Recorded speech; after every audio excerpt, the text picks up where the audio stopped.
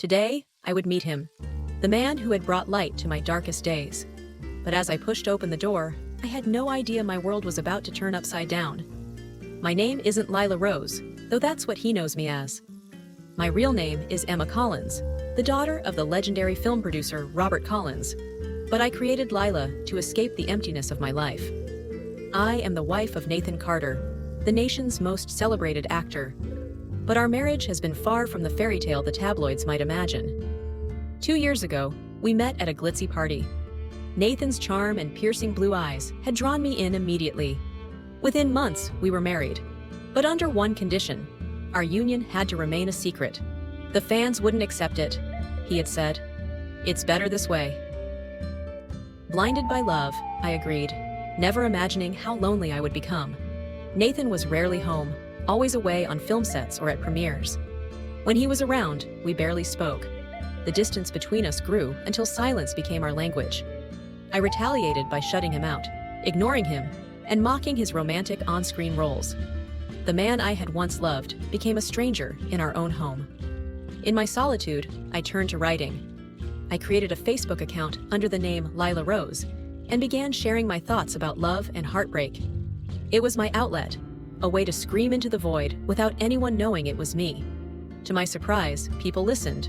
My posts resonated, and among my readers was one who stood out. He called himself Blaze. Blaze was different. His comments were thoughtful, his words gentle. At first, I ignored him, wary of forming any connection. But his persistence and sincerity broke through my walls. He shared his own stories of loneliness and a marriage that felt like a hollow shell. His pain mirrored mine, and I couldn't help but respond. We began to chat. Slowly, cautiously, Blaze became my confidant, my friend, and eventually, something more. He made me feel understood in a way Nathan never had. We promised to keep our identities a secret. No names, no photos, no specifics about where we lived. It was safer that way. Our bond grew over the months until I found myself falling for him, not for his looks or his fame, but for his soul. One evening, Blaze suggested something that left me breathless. "Let's meet," he said. Just once.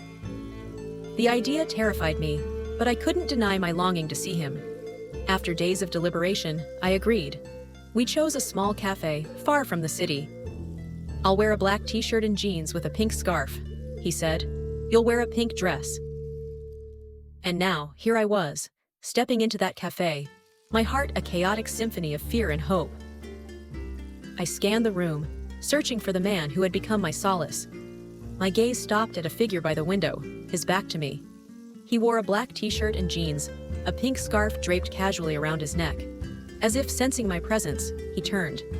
My breath caught in my throat. It was Nathan, my husband. For a moment, the world seemed to tilt. He looked as shocked as I felt, his eyes widening as recognition dawned. "Lila?" he whispered, standing up. "Blaze?" I managed, my voice barely audible. The weight of the realization hung heavy between us. My hands trembled, and I clutched my bag to steady myself. Nathan's face softened, a mixture of disbelief and something else, something that looked like relief.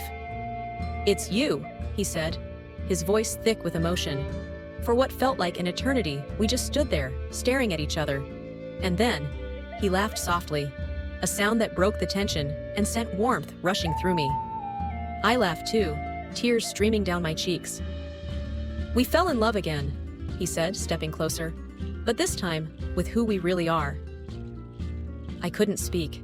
I could only nod as he pulled me into his arms. In that moment, we weren't Nathan Carter, the actor, and Emma Collins, the famous film producer's daughter. We were just two broken people who had found their way back to each other.